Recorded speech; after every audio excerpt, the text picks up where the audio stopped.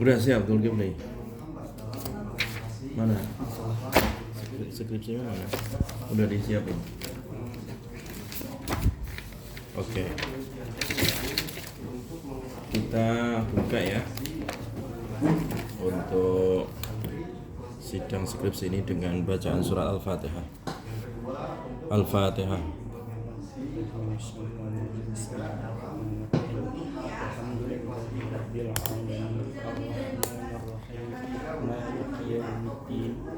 إياك نعبد وإياك نستعين اهدنا الصراط المستقيم صراط الذين أنعمت عليهم غير المغضوب عليهم ولا الضالين. Baik, saya persilahkan Muhammad Zulkifli. Zulkifli atau Zulkifli? Zulkifli. Zulkifli ya. Untuk memaparkan hasil penelitiannya tentang analisis nilai-nilai pendidikan karakter dalam buku Sejarah Kebudayaan Islam ya. Baik, silakan. Bismillahirrahmanirrahim. Pertama-tama saya ingin memaparkan tentang skripsi yang telah disusun oleh saya. Skripsi ini disusun dia melatar belakangi melihat dari kejadian-kejadian di zaman sekarang, tentunya banyaknya kasus-kasus kriminalitas, kasus-kasus korupsi dan kasus-kasus orang-orang yang jauh dari aturan yang telah di aturan yang hal-hal yang baik. Skripsi ini bertujuan untuk menganalisis pendidikan karakter yang terdapat dalam buku Sejarah Kebudayaan Islam, studi penerbit Kementerian Agama Republik Indonesia, dengan relevansinya dengan rumusan undang-undang yang dirumuskan oleh Kemendiknas tahun 2010, yaitu terdapat 18 pilar karakter. Metode skripsi ini menggunakan metode penelitian pendekatan kualitatif dengan metode kepustakaan atau library research. Skripsi ini juga menganalisis isi tentang skripsi ini ada batasannya, yaitu batasannya tentang sejarah Nabi Muhammad SAW. Dan setelah saya menganalisis isi dari buku tersebut, saya sudah mendapatkan pemaparan bahwasanya isi dari skripsi yang penelitian dengan batasan masalah Nabi Muhammad SAW, sejarah Nabi Muhammad SAW, yaitu telah sesuai dengan rumusan yang telah diatur oleh Kemendiknas pada tahun 2010. Dan kesimpulan dari skripsi ini yang tadi telah dipaparkan tadi, yaitu sesuai dengan 18 pilar karakter, yang yaitu karakter religius, kejujuran, sebelum hasil metodologinya gimana? Metodologi. Skripsi ini dibuat menggunakan metode kualitatif, Pak. Dengan pendekatan library kepustakaan, Pak, dan teknik analisis datanya, yaitu analisis isi, Pak. Jadi analisis isi itu kita merumuskan, mengumpulkan data-data, dan kita memaparkan dari kesimpulan data-data tersebut.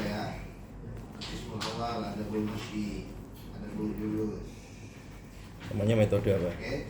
Deskriptif analitik. Nah, coba hasilnya gimana? Jadi deskripsi analitik itu kita membaca dari sumber-sumber, dari data primer dan data sekunder. Terutama data primer, kita membaca dari sesuai dengan batasan masalah yang ada di skripsi tersebut. Contohnya ketika ada kalimat-kalimat yang sesuai dengan pilar dari skripsi yang telah dirumuskan oleh Kemendiknas, seperti 18 pilar yang telah disebutkan. Misalnya ada pilar karakter religius. Nah, kita cari di dalam buku tersebut apakah ada sesuai dengan karakter religius tersebut atau enggak.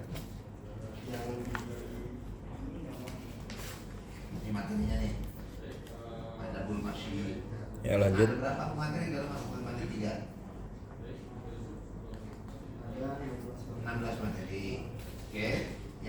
Terus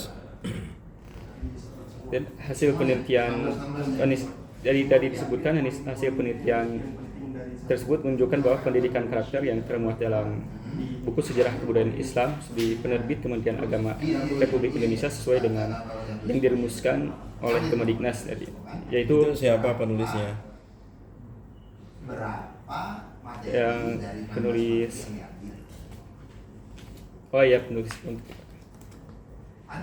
Penulis buku itu siapa?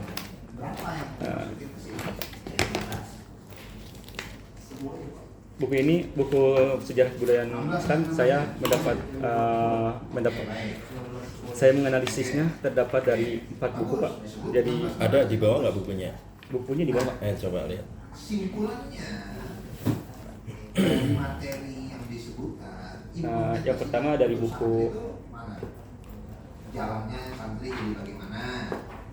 Santri jadi buku kelas Oke, apa? 86. Oke. 86.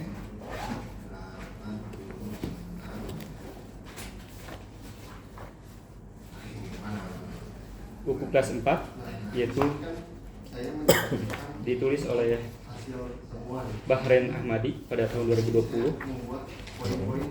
Dan yang kedua ada buku dari kelas 5 yang ditulis oleh Muhammad pada tahun 2020. Coba lihat. Terus Yang terakhir tadi ada dari kelas 10, Pak, yang ditulis oleh Elva Suroya SAGM, yang diterbitkan pada tahun 2020. ini untuk lintas jenjang ya? Iya, Pak. Yang saya analisis, Pak, yang ada bahasan tentang sejarah Nabi Muhammad. Yang dianalisis ya? Iya, Pak. Oke. Ada buziarah ziyah ya, ziyah ada bul musof. Oke, lanjut. Hasilnya ya. Hasil dari penelitian tersebut saya sudah menganalisis, yaitu contohnya seperti satu kata-kata atau kalimat yang mendekati dengan pendidikan karakter. Contohnya dari karakter religius, yaitu saya mengambil dari kutipan, yaitu semenjak kecil hingga remaja Nabi Muhammad SAW sudah memiliki sifat tawadu, yaitu rendah hati, tawasud yaitu moderat, yaitu tasamuh yaitu toleran, tawazun yaitu seimbang, iktidal yaitu tegak lurus. Nah, yang saya ambil dan saya simpulkan bahwasanya karakter tersebut mencerminkan akhlak mulia dengan memiliki sifat-sifat yang religius. Kalau di sini itu dari kesimpulan yang saya pahami dari kesimpulan semuanya, kasih wawancara. Dan saya lebih inti lagi, saya merumuskan kembali lagi bahwasanya poin ketiga tadi dalam tabel di atas dikategorikan dalam muatan nilai karakter religius karena terbukti pada kutipan semenjak kecil hingga remaja Nabi Muhammad SAW sudah memiliki sifat tawadu, rendah hati, tawasud yaitu moderat, tawasamuh atau toleran, tawajun atau seimbang, iktida atau tegak lurus. Kutipan tersebut menunjukkan bahwa sifat-sifat Nabi Muhammad SAW mencerminkan nilai-nilai religius yang menjadi teladan bagi umat Islam. Sifat tawadu, tasamuh dan tawazun menunjukkan keimanan yang kokoh dan keteladanan dalam sikap hidup. Hal ini sesuai dengan pelajaran-pelajaran dari jenjang-jenjang sekolah di madrasah ibtidaiyah, madrasah sanawiyah dan madrasah aliyah. Gitu ya. Oke, jadi bagaimana data ini dalam kalau kita kalau di sekolah atau ini ya, dokumen. Terus Kalau di rapor itu bagian dari dokumen. Rapornya Dari kesimpulan yang tadi dipaparkan tadi, bahwasanya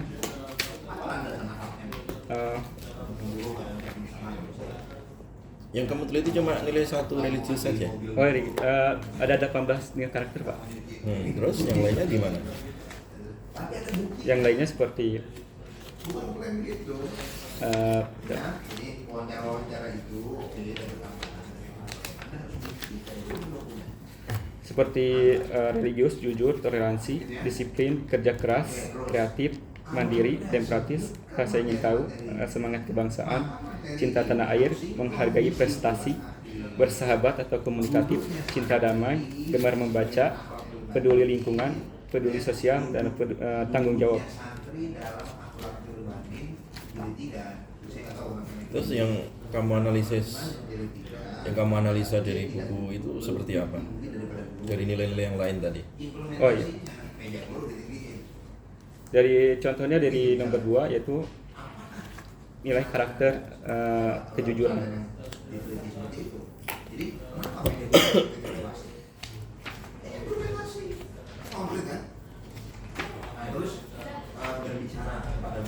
Contohnya Nabi Muhammad SAW tidak pernah dusta dan tidak pernah melakukan perbuatan jahiliyah. Keterangannya perilaku kejujuran yang sudah melekat pada diri. Inti bahasanya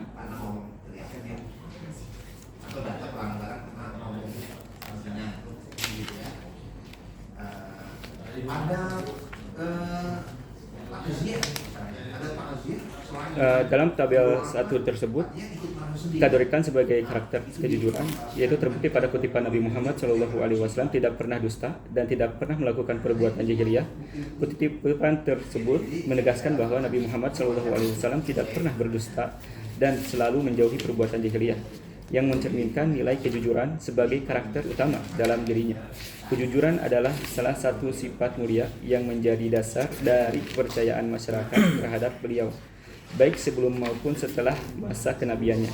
Sikap jujur ini mencerminkan integritas moral yang tinggi dan menjadi contoh bagi umat manusia dan bagi umat Islam dalam menjalani kehidupan sehari-hari dengan kejujuran dan kebenaran. Udah. Baik. Sekarang ditanya ya. Iya, Pak. Anda tahu dari mana itu ada nilai-nilai pendidikan karakter yang sejumlah berapa? Saya mengetahui dari jumlah pendidikan karakter yang berjumlah 18 di peraturan Kemendiknas yang terdapat dari buku ini, Pak. Itu teorinya siapa? Teorinya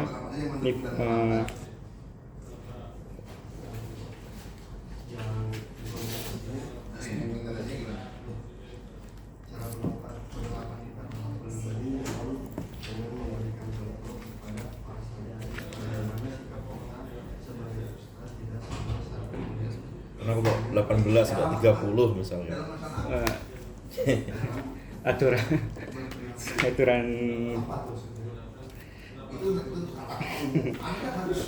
Makanya harus dipelajari itu teori dari mana gitu. Itu teorinya siapa? Pendidikan karakter yang diadopsi oleh kementerian itu. Nanti dicari ya, Thomas Likona ya. Siapa? Thomas Likon. Masih benar ya Pak. Nah, itu yang dijadikan Sandaran rujukan. atau rujukan oleh kementerian, dijadikan teori pendidikan karakter. Iya Pak. Kalau saya tanya yang dimaksud religius di situ apa? Religius itu suatu sifat atau watak yang terdapat dari diri seseorang, itu tentang satu kebaikan Pak. Kedua ketuhanan, yang kedua kebaikan, dan tidak melakukan hal-hal yang buruk. Itu religius. Serius. Kalau agamanya Thomas Likona itu apa agamanya? Dan Muslim Pak. Beda nggak tentang perspektif ketuhanan dari kebaikan? Beda Pak. Beda. Ya. Terus makna religius, perspektif pendidikan karakter dengan perspektif Islam ada bedanya nggak? Ada Pak. Ada bedanya. Ada. Sementara yang antum analisa ini kan buku sejarah kebudayaan Islam. Catatan antum gimana? Tentang religiusnya Pak. Iya. Jadi religius sesuai dengan ini sejarah kebudayaan Islam itu tentang keimanan seseorang Pak. Seseorang. Iya. Bagaimana dia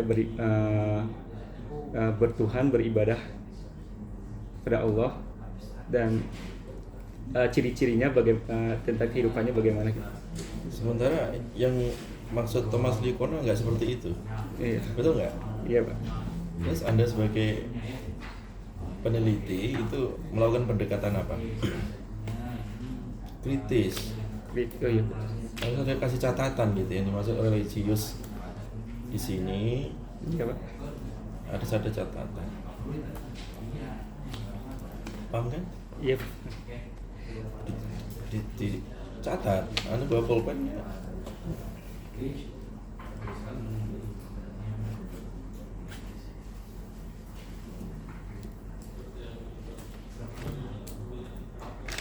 Dikasih catatan. Apa yang dimaksud religius di situ?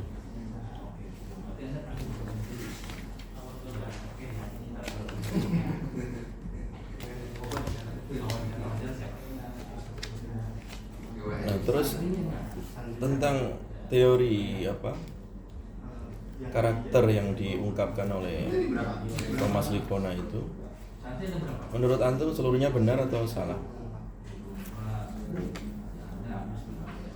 Ada setuju atau enggak? Kalau menurut saya setuju Pak. Setuju. Kenapa? Alasannya apa? Mungkin dari segi ini ya Pak, dari segi keluar dari mungkin Thomas Likona kan non Muslim Pak. Dari segi luar, Thomas Likona mengungkapkan bahwa nilai karakter yang dikemukakan oleh Thomas Likona itu untuk melihat bagaimana manusia itu menjalani kehidupan sesuai dengan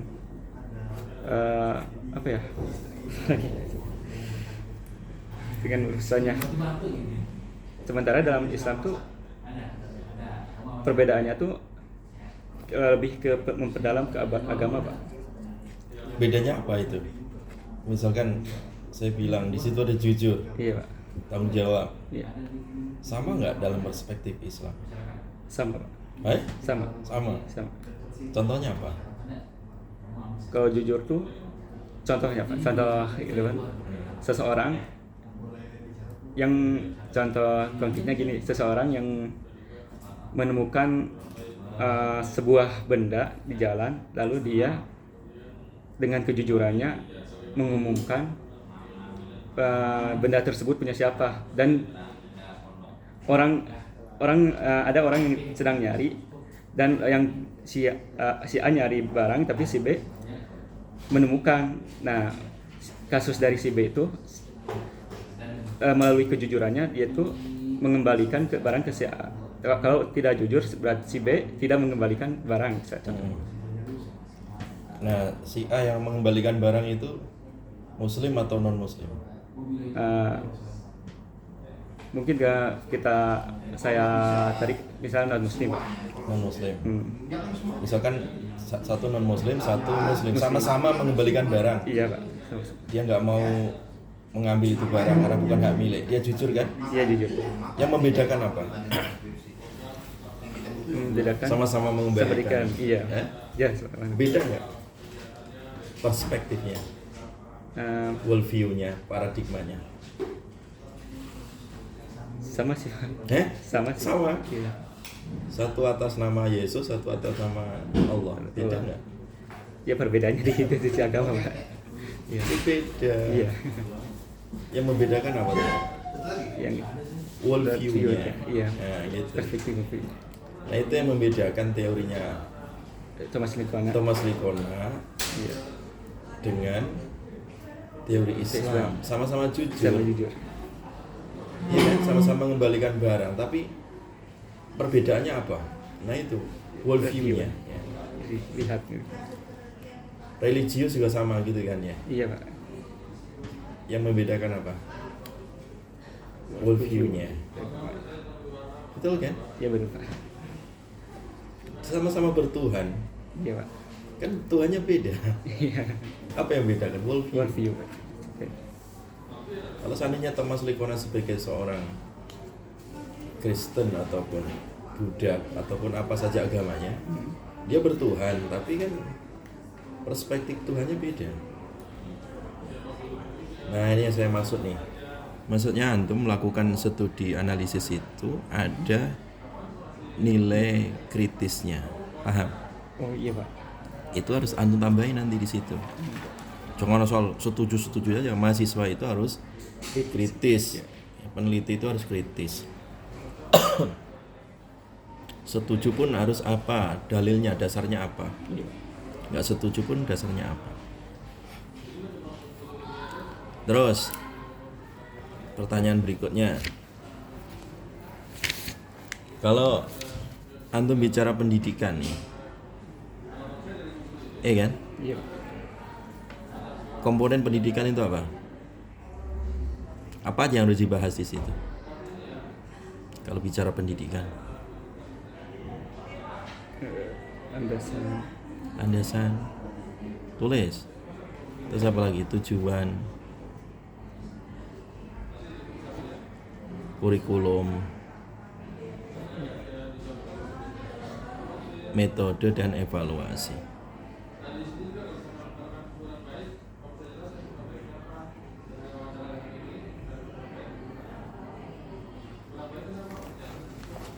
Jelas ya? Iya. Berarti nanti ditambahin itu. Makanya tadi Ustadz kan bilang, apa yang membedakan antara teori Thomas Likona dengan Islam, perspektif Islam? Landasannya yang beda kan? Oh iya. Betul nggak? Iya Pak.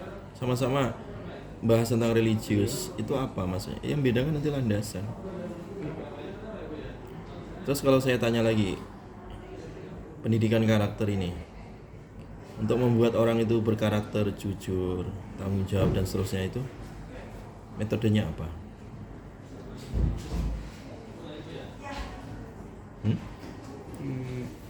Makanya tadi cangkupannya itu, pembahasannya itu ketika bicara pendidikan karakter kan, Iya. salah satu yang dibahas itu metodenya. Dicatat ya, metode pendidikan karakter itu pembiasaan.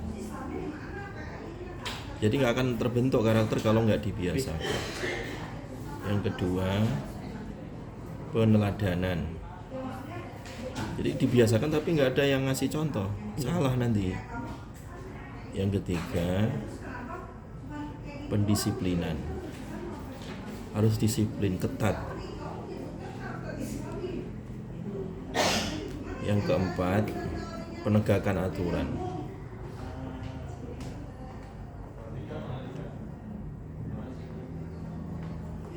Nah yang kelima itu jangan lupa, kalau dalam Islam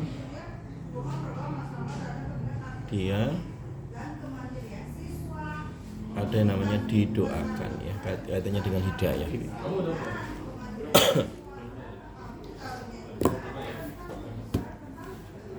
Jelas ya?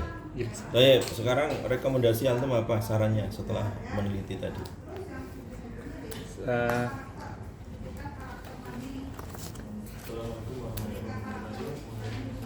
Apa rekomendasi dari hasil penelitian ini? rekomendasinya bagi salah satunya di pembaca dulu ya Pak. Supaya orang-orang itu lebih rajin lagi membaca. Ya, terus? Dan yang tadi disebutkan tadi juga Pak, rajin yang kedua disiplin dari mempunyai karakter tersebut harus disiplin. Dan yang terakhir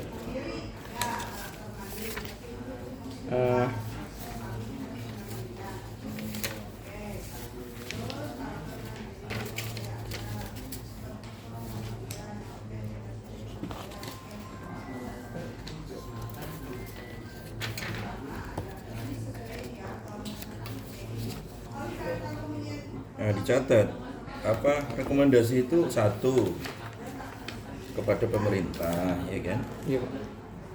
terkait kebijakan.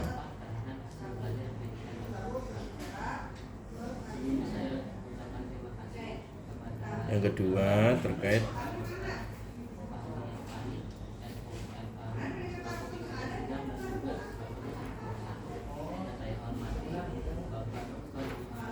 itu terkait lembaga, ya, dan peneliti untuk penelitian lanjutan. Yang ketiga itu masyarakat, ya kan, Iya Pak.